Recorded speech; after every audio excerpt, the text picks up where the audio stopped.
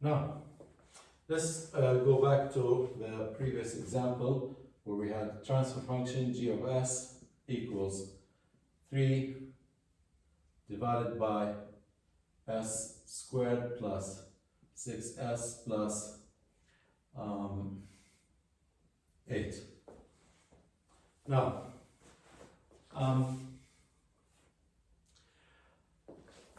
the characteristic equation or the poles q of s equals s squared plus 6s plus 8, which means that we have two poles here.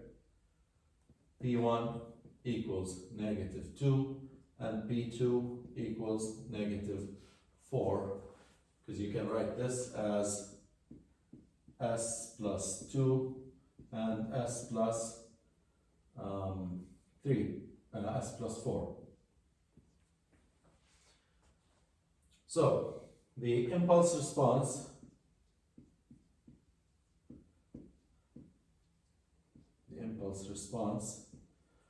becomes x of t, or x of s, is basically g of s, because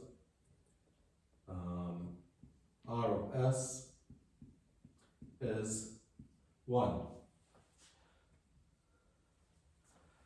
So, x of s, can write that as 3 divided by s plus 2 times s plus 4, and based on that I can use partial fractions. A s plus 2 plus b s plus 4, and now I can, based on this, determine what the a and b will be. In this case, A is going to be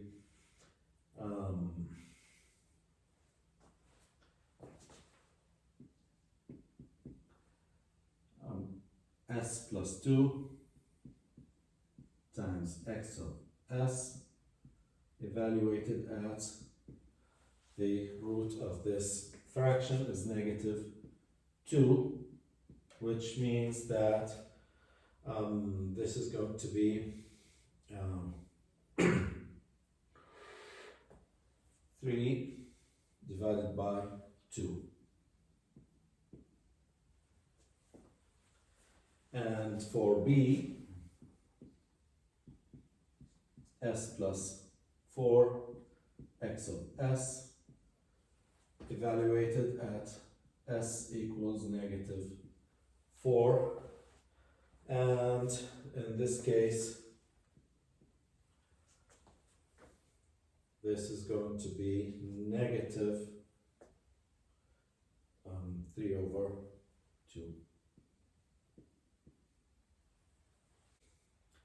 X of s is 3/2, 1/s plus 2 minus 3/2, 1/s plus 4, which means that x of t is 3 divided by 2 e to -2t minus 3 divided by 2 e to -4t. Now, let me plot this here, x versus time, x of t, okay? Now, at time 0, x of 0 is e to the power 0 is 1, e to the power 0 is 1, so x of 0 is 0. So the response will start from 0. Okay. So if it starts at 0, what happens? Does it continue to 0? To determine that, let me find the initial velocity. X dot of t equals differentiate this, you get negative 3 e to negative 2t and plus 6 e to negative 4t, which means that x dot at 0 or v at 0, the velocity, initial velocity, is negative 3 plus 6, that is 3. So actually we will have an initial velocity, positive, going up, and then the response is an exponential function. So what's going to happen, you'll find that the response will look like this. Because of the initial velocity, it will grow a little bit at the beginning, and then it will die back down to 0 as time goes on exponentially, because the response is an exponential response. That's where we had, for the system, we had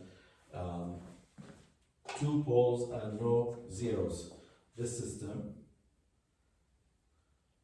if I want to represent the system and the real imaginary, we have the poles at negative 2 and another pole at negative 4. These are the poles of the system. Now, what happens if the zeros are different, if the numerator is not 3? So let's say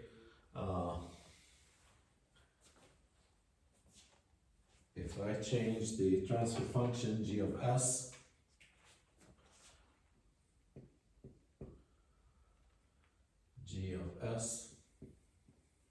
equals, let the numerator be s plus 3 divided by s squared plus 6s plus 8. Now I still have the same denominator, which means I still have the same 2 poles. I have p1 equals negative 2 and p2 equals negative 4, which are the roots of the denominator. And now I will have a 0 at negative 3.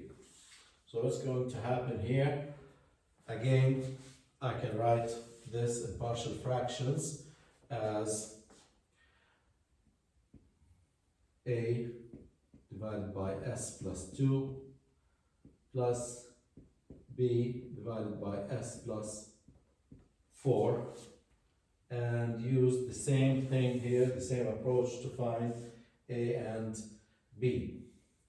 So for a, I will have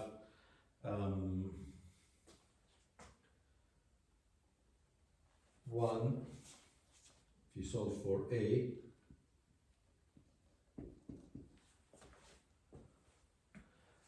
negative 2 and 1 over 2, and b, just follow the same approach. It's going to be s plus 4 times s plus 3 divided by s plus 2, and b is going to be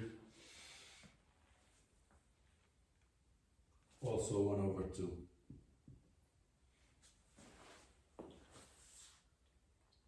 Which means that x of s is now as 1 over 2 e to negative 2t plus 1 over 2 e to negative 4t.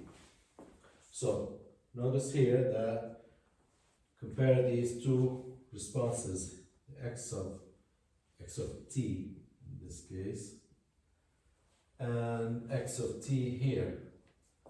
We still have the same response functions, the same 2 exponential functions, e to negative 2t, e to negative 4t. The difference is the factors here is the amplitudes. Okay, the coefficients of these functions have changed. Now, for this response, x of 0 is, this is 1 and 1, so half and a half is 1. So the response will actually start at 1 and will it decay or rise a little bit and then die to 0? That's determined by the initial velocity x dot of t. Here it will be negative e to negative 2t minus 2 e to negative 4t. So x dot at 0, which is basically the initial velocity v0, is going to be negative 1, negative 2, that's negative 3. So the response will actually start with a negative slope, and if you plot that, you will have an exponential decay going back to 0. So the two responses have the same characteristics. Both are exponential responses, both are stable, both have the same exponential functions, the coefficients, except now the change in zeros. Here we had no zeros. In this example, the system had two poles at 2, or at negative 2 and at negative 4, and we had an extra 0 here at negative 3. So that extra 0 changed just the starting point or the starting condition of the same exponential function. Both are same functions, except that this function at time 0 started from 0, this started at 1, this had a positive slope. The initial velocity is the slope was positive, so it went up a little bit and then down to 0. This one at time 0 had a negative slope, which is the velocity, so it started going downwards from the beginning, and both will decay to 0 simultaneously. So that's the effect of zeros. Does not change the stability, does not change the type of response of a system.